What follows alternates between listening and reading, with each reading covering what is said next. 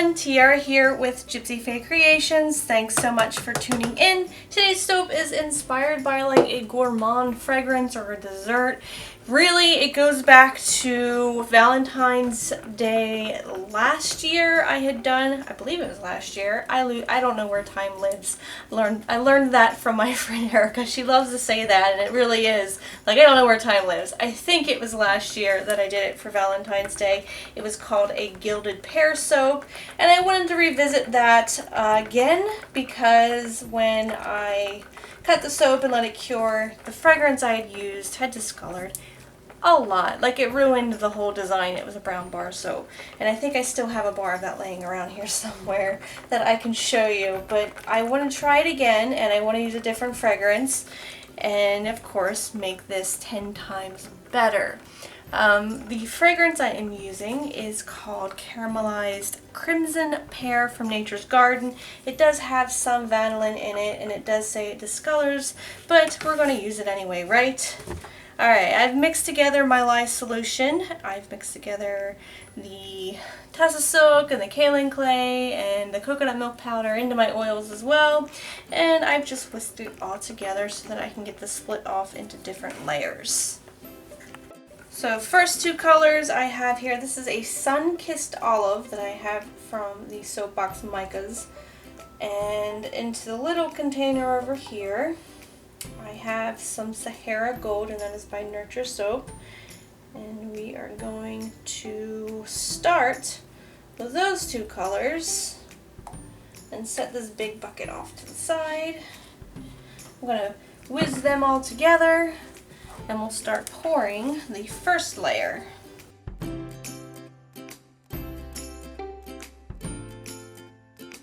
So I've mixed in the fragrance, and I'm going to just start by alternating these colors between the two. We're just going to do one swipe and back and forth, and then one swipe back and forth.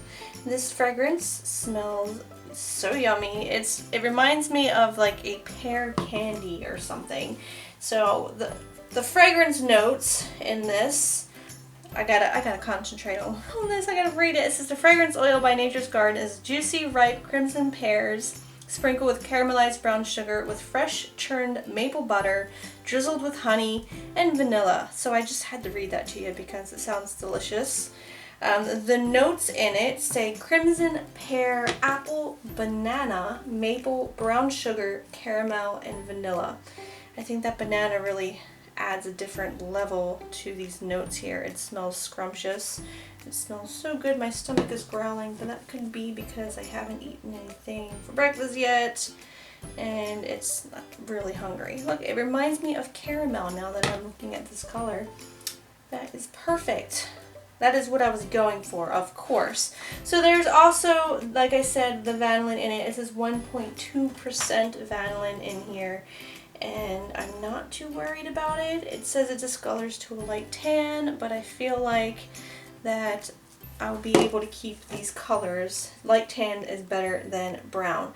Anyone else here watch Nacho Libre? Because I'm getting total Nacho Libre vibes by saying light tan. My favorite color is light tan. One of Briley and I's favorite movies to watch and quote, I think we quote it about every day, is Nacho Libre. And that's where my brain goes when I think of light tan. Like this fragrance oil's favorite color is light tan, right? Alright, so I'm just putting in my next mica color here, which is Ruby Red by Nurture Soap. And I'm going to give that a mix. I have these soap balls. This is basically just soap dough that I've rolled, and they're different shades of green, and then I've coated them in gold. And once this is all mixed up and the fragrance is in there, I'm going to just give them a little toss, and we'll start pouring that next layer.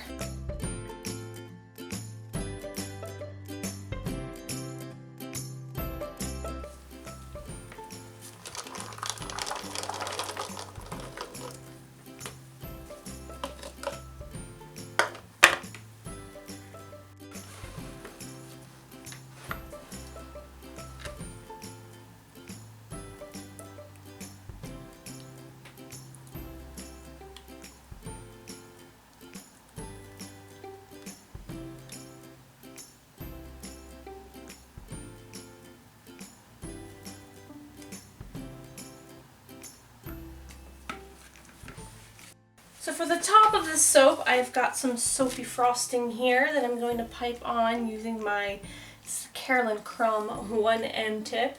And I colored it with some extravagant mica from my mica obsession. I just love this gold color and I am treasuring it, but of course it is finding its way into like all of my soaps for the holiday. It is such a pretty gold color. Right now I'm getting maple cream vibes out of it though, which also goes along very well with this soap. This smells so yummy. I still need to go eat breakfast. Still haven't done that yet, and I've got to get started on baking as well. Today is actually the day before Thanksgiving and I have so much to bake. And if I could find a dessert inspired by the way this smells, I totally would. It just smells so yummy. I just can't get over it. I want to eat it. And I don't say that a lot on my soaps because I know better, right? But this is a really good fragrance and it behaved very nicely. Now if only it won't discolor my soap and behave in that way. Day before Thanksgiving, and like I said, I have a lot of baking to do. I have been on like a baking rampage lately for work and for home. I made it was a pumpkin praline torte for a Friendsgiving at work where everyone did a little potluck and brought in their favorite dish, and they all begged me to make this pumpkin praline pie, and it's probably the 5th time I've made it since I've gone back to work there. It's like once you start, be prepared to make that same cake for life because they keep begging me for it. Also made some apple cinnamon buns for a brunch on Sunday, and now I have to go and bake a caramel apple cheesecake for Thanksgiving tomorrow. I also do Friendsgiving the day after, and we'll try to find something to bake there as well. Just lots of desserts going on right now. But I don't mind. I like baking. I like soap making better, but I do like baking, and I'm okay at it, I think. So after I get the rest of this frosting on, I've got my embeds, and you can probably see them off to the side there. They are pears, halves of pears that I made out of soap dough. So I can see the comments now. You guys want to know how I made them, and so we will insert that clip now. How do you make these? Well, let me show you how I make these. So this is about 0.35 of an ounce of soap dough that I've colored in white. And I'm just going to squish that until it is pliable. I'm going to roll it into a ball. Hopefully I get this right because I've got one shot at this. So we've got it into a ball, and then I am going to just, I don't know, smush. I don't know my soap dough words here. I'm going to mold this one side. Hopefully y'all getting that. Into like a peak. We're just going for the pear shape here. So like this. I think that looks good. Of course, I'm going to keep playing with it. I'm going to tap it on my table to give it a little bit of a round, or sorry, flat bottom on the round part. And I think this is good. So there is the general pear shape that I was going for. I have this green soap dough that I've made. I've rolled it out to a very thin consistency. Wow. Alright, Tiara. And I'm just gonna roll this in my green. Pinch the end off here. And then start smashing and smushing it so that everything binds together. And what you can do once you have this is take your rubbing alcohol and just kind of smooth things over. So if you give it a little spray and you just use your finger and you can just go around and smooth it all out like any of these crevices that don't look good, or the seam where the soap dough met. I wish I knew where my rubbing alcohol is. Up in front of my face. Alright, so we'll give that a little spray, and I'll just smooth that all over. And so I'm going to let this sit overnight so that I can cut it in half, because if I try and cut it now, it is going to just smush and it's not going to keep its shape. And then you can continue to play with it here just to make sure that pear skin has binded to the white inside. Smooth it out a little bit more, shape it a little bit better, give it a little tap on the bottom, and there we have mostly done pear. So once this is set overnight, you can cut it in half, and I'm just going to use my soap cutter and line it up.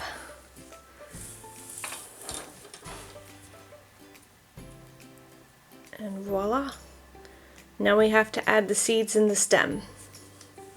So next part is to add the seeds in the stem. And while doing the soap, I just got inspiration to do an avocado soap, right? I could totally turn this into an avocado by changing up the colors. So yeah, I'll be brainstorming an idea.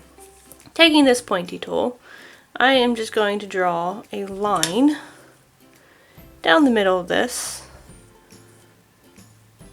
like that. I'm going to take a chopstick and I'm going to make 2 little indents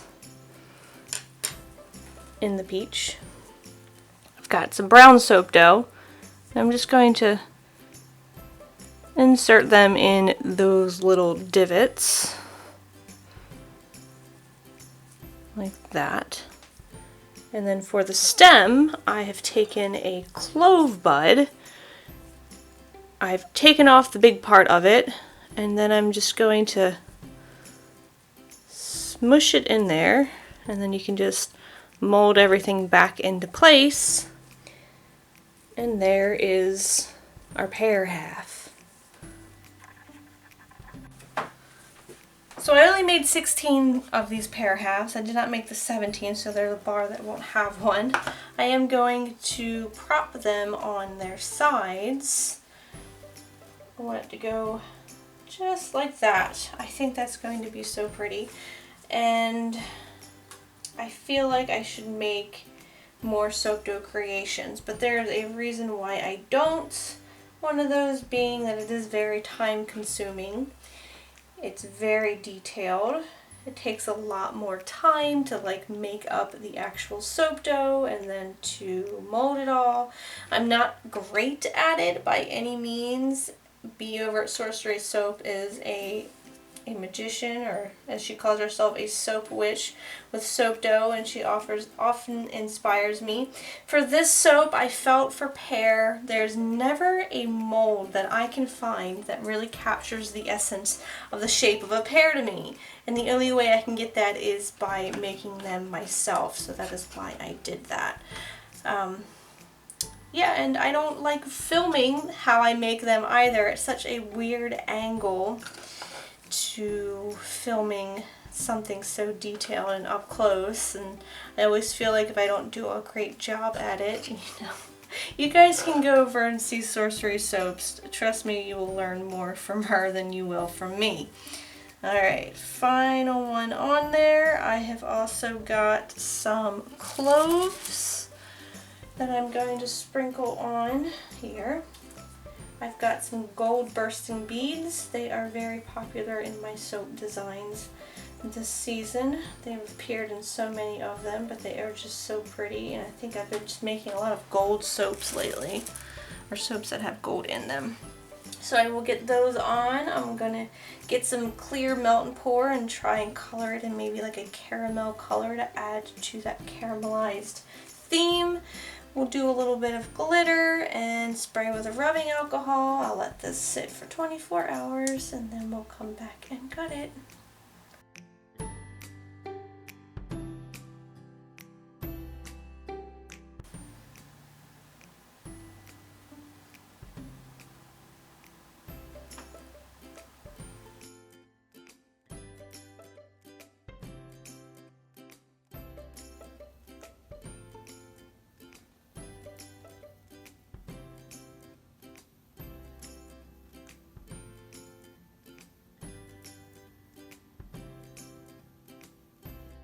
Don't worry, that's the original bar. It didn't like morph into this overnight. I did find it, and it is the one and only of its kind as far as I know. It is like a year old now, and it is the original, the OG of this design. I still like it. It's a lot different, obviously, than what I just did. The fragrance that I put in it did discolor it, so it didn't exactly turn out how I wanted it to. So I am happy to redo the soap. Of course, it's going to be a lot different than that anyway. Bradley said it is like a Pokemon. It evolved, and this soap is the Raichu to the Pikachu. That is what he compared it to. So I just cut off a little end piece there and scoot this along and hope that I lined everything up nicely. Let's get that first cut and see how the inside looks. Ooh, I like it. Look at that. It's the best. I love it. It really looks like pears, all the colors of the pears that I wanted in there. And looking at this from the top, it actually looks like the pears on fire, which kind of makes sense with the whole crimson pear theme. So I am naming this soap the Crimson Pear. It sounds like a superhero's name. The Crimson Pear. And it will be available on January 24th. I can't believe I'm saying that, but 2020. That is weird to say. Alright, you guys, I hope you enjoyed this video. If you did, please give me a thumbs up. If you like what you saw, don't forget to subscribe. And the camera just shut off on me. So yeah, I was saying, don't forget to subscribe. And until next time, I hope you have a very nice day. And I will smell you later.